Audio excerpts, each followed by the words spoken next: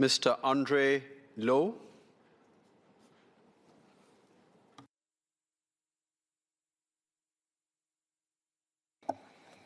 Mr. Speaker, I support this bill. Our identity as a nation is inseparable from identity as an island. We were a small coastal settlement before we were a colony, and a natural harbour before we were a nation.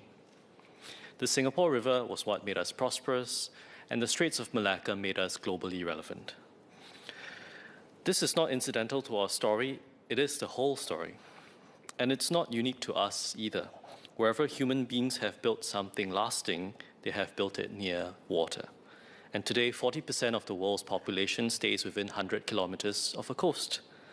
The world's most beloved cities, Shanghai, New York, Barcelona, our own Marina Bay, they sit at the meeting point of land and water. This bill is protecting the relationship between us, our island, and the sea that made it. Mr. Speaker, the decisions we make as we implement this bill will not be felt by us, but by Singaporeans who are today in primary school, in their parents' arms, or not yet born. Singapore's own climate scientists project sea levels around our island could rise by up to 1.15 meters by 2100 and up to 2 meters by the middle of the next century. To put that in perspective, a 2-meter rise would submerge most of Kallang and Marine Parade and parts of the CBD as well. So we are legislating right now for the people who will live in that world.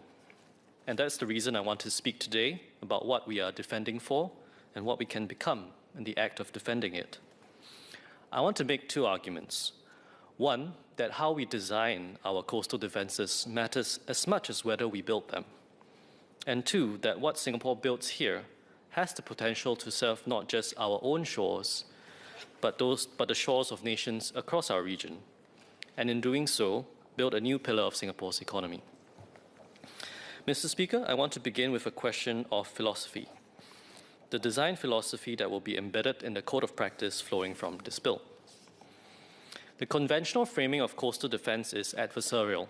Water is the threat, infrastructure is the shield. We build the wall, we hold the line, and we keep the sea at bay. But this bill already contains the seed of a different philosophy. It introduces the concept of the transiently floodable area, a coastal zone designed to accept water periodically rather than resist it permanently. It opens the door to designing with water rather than purely against it. So my question to the Minister is about execution. Will the code of practice merely dictate technical details like the height of seawalls and the specifications of pumps, or will it actively incentivize developers and landowners to think about what these spaces could be for the 99% of the time that they are dry? A transiently floodable area that is well designed becomes a park, a waterfront promenade, a community space. One that is not well designed becomes a fenced-off eyesore. And which Singapore do we want to build? This is not a novel ambition. Some of the world's most admired cities already have shown what designing with water looks like in practice. Rotterdam has water squares, which are sunken public plazas that fill during heavy rain and function as parks and markets the rest of the time. Copenhagen has redesigned entire boulevards to channel flood water while remaining fully functional streets. These are not compromises, they are celebrated urban transformations, places people actively want to be that also happen to function as flood management systems. Singapore also already knows how to do this. Marina Bay is simultaneously a reservoir, a tidal barrier, and one of the most iconic public spaces in Asia. We did not choose between flood defense and urban livability, we achieved both. The Long Island project off the East Coast, with 20 kilometers of new waterfront, is an opportunity on the same scale. The engineering case is being made. What I would ask is that the design case be made with equal ambition. Not just how do we protect this land from the sea, but what kind of coastline do we want future Singaporeans to inherit? Now, designing with water does not prescribe a single solution. It is a broad philosophy that can encompass built solutions, hybrid structures, or nature-based solutions. But the last category, nature-based solutions, deserves special mention because of the scientific case for it being so strong. A 2025 study in Nature's Communication, Earth and Environment found that mangrove forests wider than 500 meters dissipate at least 75% of incoming wave energy. Coral reef restoration costs roughly 1/15 the per meter cost of artificial breakwaters. Singapore's own 100K Corals initiative, launched in December of 2024, is already integrating living reefs into our coastal protection strategy. The science is clear. Nature-based solutions are, in many cases, superior to hard engineering on cost, on performance, and on livability. So I would ask the Minister to let the Code of Practice embed an active design philosophy, one that goes beyond technical standards to incentivize integrated, water-positive solutions, especially nature-based ones. Mr. Deputy Speaker, let me turn to what I think is the most forward-looking dimension of this moment. Singapore is committing $100 billion over 100 years to coastal protection. We are building legal frameworks, engineering standards, a digital coastal protection interpretation plan, and a technical code of practice. We are adapting polar technology for tropical conditions at Pulau Tekong. We are generating what the Centre for Climate Research Singapore describes as the world's highest resolution climate projections for Southeast Asia. We are doing all of this on a tropical island in an equatorial climate surrounded by the ecosystems, mangroves, coral reefs, tropical peat coastlines that define coastal defense in this part of the world. No one else is doing this at this scale in this geography. That matters because the countries that need coastal resilience expertise most urgently are not the Dutch. They are our neighbours. A landmark 2019 study in Nature Communications found that by 2050, land currently home to 300 million people will experience annual coastal flooding, and 5 of the 6 most exposed nations are in Asia.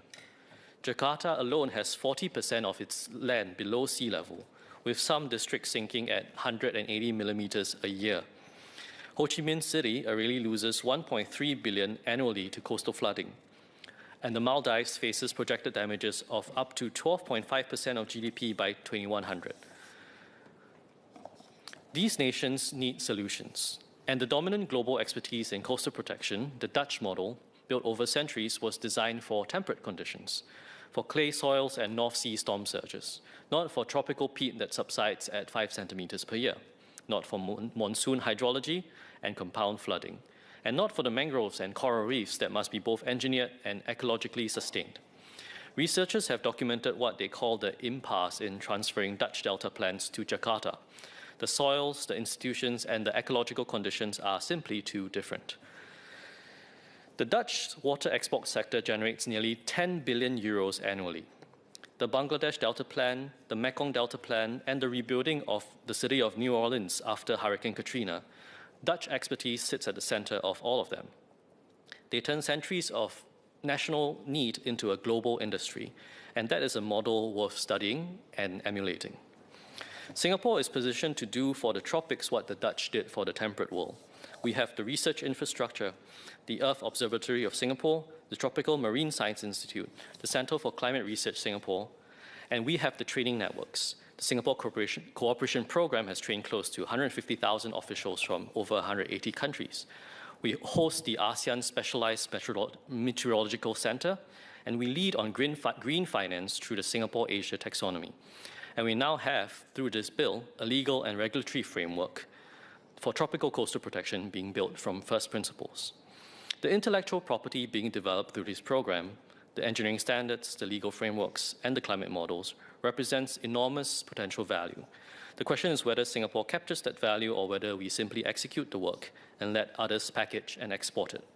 So I would ask the Minister if there is a deliberate strategy to position Singapore as the global centre of excellence for tropical coastal resilience, to ensure that the expertise developed through this $100 billion program generates not just a protected coastline for Singapore, but a new export industry, one that creates high-value jobs for Singaporeans and allows us to serve Jakarta, Manila, Dhaka, and the small island states of the Pacific with solutions designed for their conditions. And there is an additional dimension beyond commerce. Singapore does not exist in isolation. The Sijori Growth Triangle, Singapore, Johor, Riau, is deeply integrated with our economy, our workforce, and our daily life. Flood risk in these communities is not an abstract concern for us. Helping our immediate neighbours build resilience is straightforward in Singapore's interests. A Singapore that exports coastal resilient expertise is not being just generous, it is being strategic. Mr. Speaker, let me close where I begin, with the water. Every generation of Singaporeans has wagered on this island's future. The founding generation wagered that a city with no hinterland could become a nation. The generation that built our water infrastructure wagered that necessity could become self-sufficiency. Both were right. The generation now in Parliament is being asked to protect this island and the relationship with the water that made us, for the generations that follow. I believe we can do more than just protect what we have.